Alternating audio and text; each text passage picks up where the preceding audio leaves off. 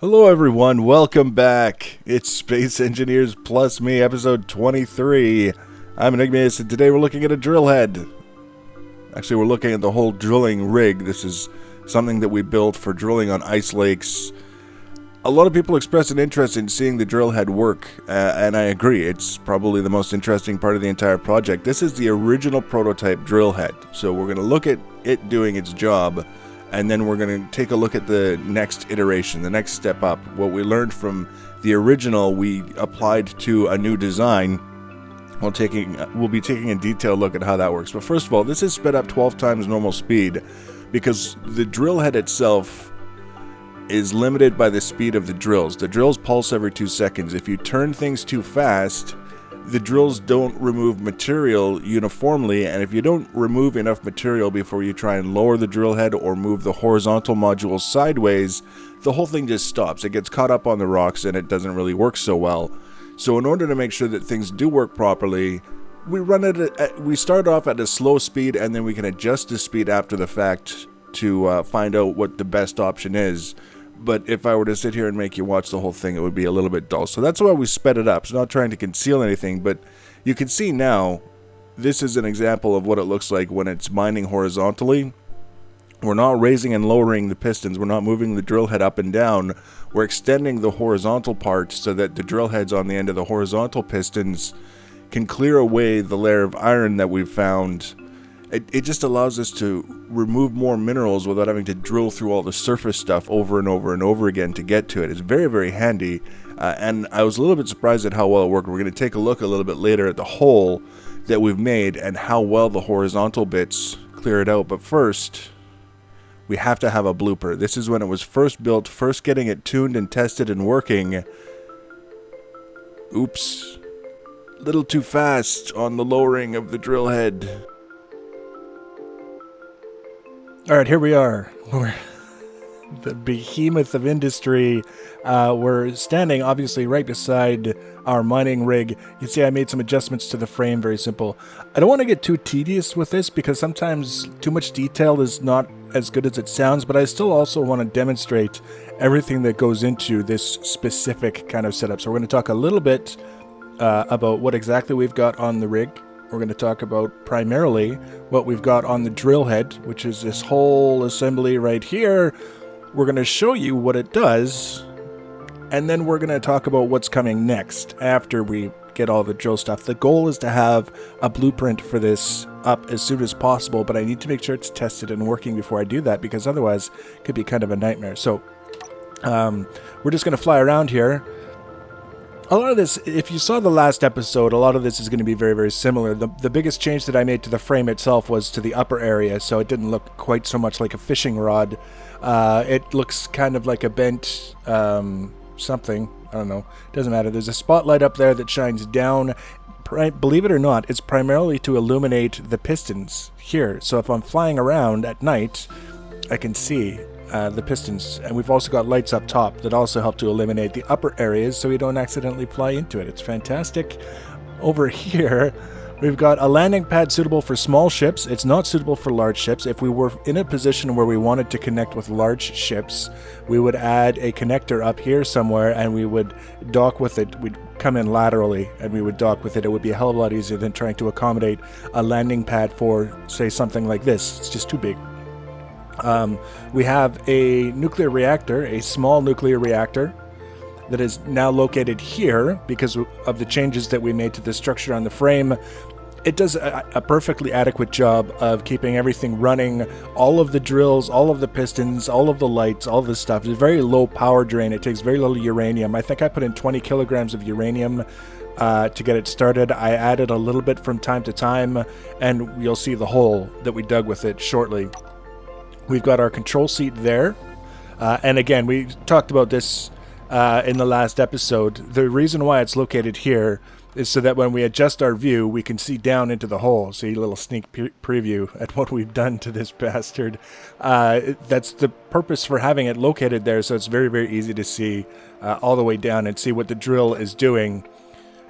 We've got a pair of spotlights on pistons that are designed so that we can retract them when we're moving the drill head up and down, and then we can extend them so that we can illuminate, to some extent, this great big gaping hole that we've dug with our drill head. Let's go jump down the hole for a minute. We'll show you exactly what we've done, and then we'll show you exactly how we did it. We started actually drilling this hole with the prototype bit, but we did the last bit of the iron excavation and the dig all the way down to the bottom there with the bit that you see now. So you can see we went through the ice, we went through the dirt, we got to a layer of iron, and then we extended the horizontal drill bits, and this is what it did. It cleared it all out like this. You could see we missed a little bit of iron here, and I noticed that the drill head was just a little bit too low. So I raised it up, and you can see after these sections that we kind of missed, it got it all. So, I mean, very, very easy to adjust the drill head so that you can get this entire layer of materials without having to constantly drill down. We got about, I would say, 4 times the iron out of this as we would have if we had just dug one hole. And if we wanted to get that same amount of iron without the horizontal drill bits, we would have had to dig 4 more holes. So if you imagine, I'm so confused right now. Oh, that's why. Why couldn't I see ice? If you imagine having to dig through all this ice and all this stone 4 times just to get the iron that we got out of this by selectively targeting the layer. And then down here, all the way down here, you can see this is almost, I want to stress, the full extent of how deep the drill can go. The reason why I had to stop is because I have to do something with the stone that we've been accumulating. We have 2 large ship-sized, large cargo containers full of stone, and I'm working on a solution now. It's not a big deal. We could go a little bit deeper. You'll notice one of the things that I put on this thing is an ore detector. It's actually on the drill head, and the reason is because that ore detector allowed us to discover that... Where did it go? Oh, I guess I should turn this on. Excellent. Look, what's all the way down here? Gold. So when we get rid of the stone in our containers and we can extract more materials, we can send the drill head back down here and extend the arms out and see if we can't catch some of this gold deposit before we call this hole done and gone and completely excavated. So that's the hole. Some people, we already showed you the drill heads in action. You kind of get the idea of how they work, but that's sort of the after sort of thing. So now we're going to look at this drill head piece by piece, not that detailed, but starting from the bottom, and we're just going to work our way up and cover all the important details. First of all, this is the new sort of punch. It's designed to go down first ahead of everything else. Make a small hole that's kind of tapered at the bottom so that it's easy for this drill to pick up everything that's down there, as long as there's not too much of a space between the drill head and the bottom. But also to lower this segment down into that small hole that it punches, and these are all collectors. These collect the little bits of stone and things that bounce down the sides of our excavation that was otherwise a little bit too much for this guy to pick up. So I wanted to maybe pick them up a little bit sooner, have fewer things lingering in the world for any longer than we had to have them, and also be a little bit more thorough and catch things before they have a chance to despawn, because if you can set the maximum items that you have in the world. I've got it set as high as it'll go, which is 62 items. If you get a 63rd item, the first item despawns, and it just kind of goes in a queue like that. So we want to try and grab things as much as possible before they have a chance to despawn. And this is a very simple setup. We've got these 3 drill heads attached by conveyors and tubes to the frame proper. Really straightforward. And because we have these 2 drill heads on the side on the angle, see, we don't have them in a row with this one like we have with the drill heads here. These are all in a row, but these ones are diagonal. It means the hole's just a little bit bigger, and because the hole is just a little bit bigger, we can fit all of these guys down there. I originally started testing it without this little yellow detailing you see here, and what I was finding was because the hole is a circle and the collectors here made a square, there was a bunch of stuff going down the sides. So these actually serve the practical purpose of filling out the sides a little bit so that rocks bounce off of these and into the collectors instead of just going down the sides where the drill has to pick them up. So that's basically the first parts of the drill head. Then we go up connected by conveyor tubes to the main part, and we have this sort of long beam here, and it's got 3 drills on either side, and this continues for the whole purpose for these 3 drills here and these 3 drills here is to help the drill get down wide enough so that we can fit the horizontal drill assemblies with the pistons, find the ore, and then use these guys to get most of the ore. So these guys follow along after the central punch, and again, just like the central punch, they're angled so that the slope they make in the excavation channels rocks and debris and all that other stuff down towards the collectors so that it gets grabbed instead of just sitting on the ground. That's kind of key, is making sure that we're getting as much as we can out of this whole thing, because if the drills miss it and you've got this many drills in action, by the time another drill gets around to potentially pick it up, it's going to be gone. It's going to be despawned and you're going to lose whatever it is. So again, using the terrain to our advantage to bounce it into the collectors, it actually works. It works pretty well. I was a little bit surprised just how well it works. Now we've got these 2 gyros sitting on top. Normally when you've got a gyro on a ship, as an example, it serves the purpose of stabilizing the ship and working with the inertial dampeners so that you can maintain your position, whether you're atmospheric or in space or whatever. Whenever you take your hands off the keys, the gyros and the inertial dampeners will bring your ship to a stop by firing the thrusters in opposite directions and all that other stuff. In this case, following a tip from a user, these are actually providing the rotational force that turns this entire assembly. There's a rotor right there, and it's motorized. It could turn the whole thing by itself if it wanted to, but it works better with the pair of gyros. It spins up faster, it uses less power, and it just does a really nice job. And then when you want to stop, you turn off the gyros and you turn off the rotor, and then the rotor, when it's turned off, applies a braking force. It's currently set now when you turn it on to apply no torque whatsoever to try and turn anything. It just kind of sits there and lets things spin. But if you turn it off, then it applies the braking force to bring the whole thing to a stop. It's kind of nifty. The gyros are doing all the work, and the rotor just basically makes everything so that it can spin. Here's the ore detector. I'm hoping that these are incomplete assets, because the ore detector and some of the other things you find in the game just look like they want a little bit of attention in the art department, but that's fine. It's early access. We'll do what we can. So that's just basically this horizontal beam with the drills designed for making a big circular hole and finding the ore, with the ore detector and the gyros making it go. Now these are where the work happens. These are the horizontal drills, and it's basically the same thing, only horizontally. We're connected to the beam by a conveyors. Then we've got a pair of pistons that allow us to extend the drill bits out into the sides. In this case, I've kind of done a little bit of messing around, kind of experimenting with different features on this drill head so that we can make it easier to find where we are, orient things, make sure everything is lined up properly to get as much ore as we can per pass. So one of the things that I added was this little camera.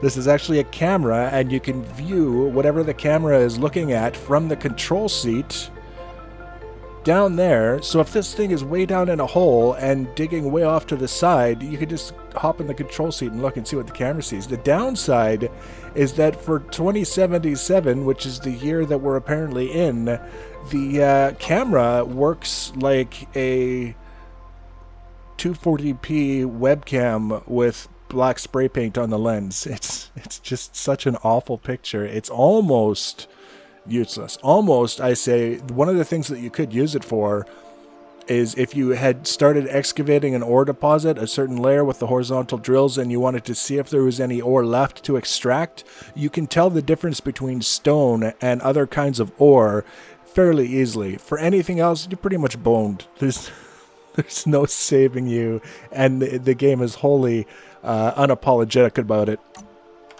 I'm just making sure we've got fuel left for our jetpack, and we do, which is excellent. So the last thing that we'll look at here is, first of all, we've got a little light. I would have preferred a spotlight, and there's still the possibility that we'll get a spotlight on here in the place of this guy. The thing with adding anything in this kind of a frame like this is you have to give constant consideration to not only whether or not it's going to hit the sides of the wall going down, but especially with the horizontal bits, whether it's going to hit the sides of the wall going out. Just have to give a little bit of consideration. So I can imagine myself replacing this little light with a proper spotlight, and that will help kind of figuring out where everything is. This is another collector, only it's sideways. It's just like these ones here, only it's oriented sideways, so that when these 3 drills here are mining and the stuff is bouncing down the side of the excavation, this guy can pick up the ones that the drills miss, or not all of them. It's not that effective, but it can pick up quite a few of the ones that the drills would otherwise miss, and again, extract more ore, have less ore despawn instead of being able to pick it up, because you did all the work to get it here. You might as well get as much out of it as you possibly can. So that's the drill head in a nutshell. Once I've kind of had a chance to put it through the last of its paces, I want to get the blueprint up. There's a possibility, depending on how quick we are on the uptake, to get a script also to support the use of the drill so that it's even less hands-on. You can kind of keep an eye on it, make sure things are working, but in other situations where you would normally have to come back and let it go down a little bit or kind of move it off to the side a little bit more, you could just let it go and it'll do its thing. You don't have to worry about it. That would be ideal. No promises, but definitely a blueprint as soon as possible for this whole thing, so that you can kind of throw it up, assemble it, weld it together in your world, and start drilling massive holes in ice lakes. And let me know if you find any ice.